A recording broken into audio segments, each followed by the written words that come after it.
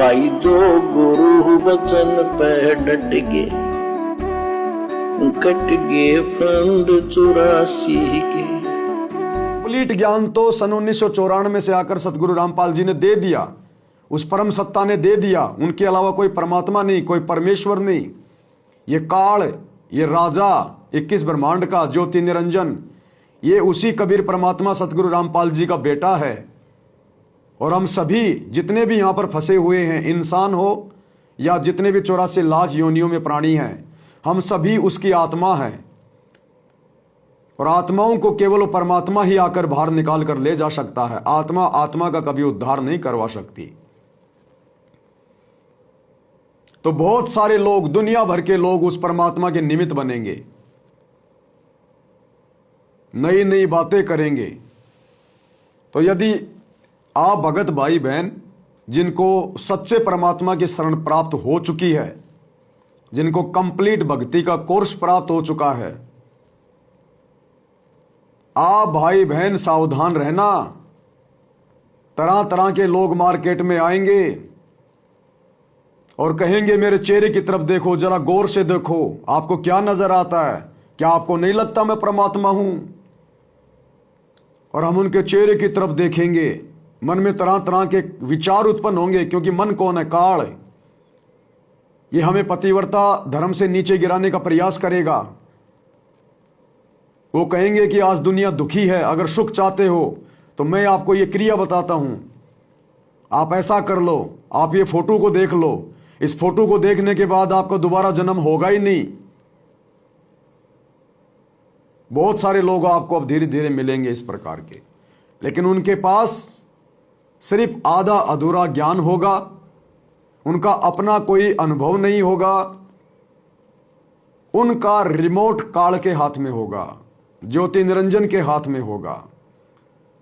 और वो जितना बुलवाएगा वे आत्माएं उतना ही बोलेंगी, और जो मंद बुद्धि होंगे वो उनके झांसे में फंसते चले जाएंगे। लेकिन हमें कंप्लीट कोर्स मिल चुका है, इसलिए हमने भ्रमित होने की आवश्यकता नहीं है। हमने अपने गुरु के अलावा और तो आत्मा छोड़िए, अगर खुद वो ज्योति निरंजन 21 ब्रह्मांड का राजा भी नीचे उतर के आ जाए तो भी हमने उसकी किसी बात को महत्व नहीं देना, वैल्यू नहीं देनी है। ये लोग केवल हमें हवा हवाई का ज्ञान देंगे। ये लोग हमें वो शॉर्टकट रास्ते दिखाएंगे जिन पे आगे चलकर हम फंसेंगे।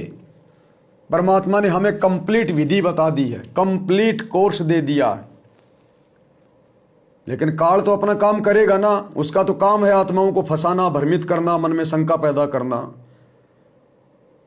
तो कहने का मतलब है यहां के किसी व्यक्ति की तो छोड़ दीजिए, धर्मगुरु की छोड़ दीजिए, ब्रह्मा विष्णु महेश की छोड़ दीजिए, अगर 21 ब्रह्मांड का राजा भी नीचे उतर के आ जाए, वो काल, वो शैतान,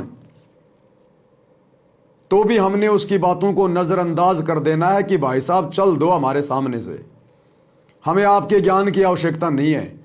हमें जितना आवश्यकता थी हमें प्राप्त हो चुका है, बस हम अपने मार्ग पे चल रहे हैं। तो आप लोगों ने दृढ़ होना पड़ेगा आने वाले समय के लिए। तो आज का जो विशेष संदेश है वो भी इसी प्रकार की कुछ शास्त्र विरुद्ध साधनाओं को लेकर है, जो काल प्रेरणा से नकली संतों ने सतयुग से समाज में प्रचलित कर रखी हैं। भिन्न भिन्न साधनाएं, भिन्न भिन्न उनकी वेशभूषा, भिन्न भिन्न उनके आडंबर, भिन्न भिन्न उनके मंत्र। अरे परमात्मा एक है तो परमात्मा की प्राप्ति का मार्ग भी एक ही होना चाहिए। हमें मोक्ष प्राप्त करना है, मोक्ष प्राप्त करने की विधि भी एक ही होनी चाहिए। कोई क्या मंत्र बता रहा है, कोई क्या जंतर बता रहा है, कोई क्या विधि बता रहा है, कोई क्या पहन के बैठा है। तो ये सब कुछ जीव को भ्रमित करने के लिए काल प्रेरणा से तरह तरह के पंथ, तरह तरह के संत, तरह तरह की भक्ति, ये क्रियाएं,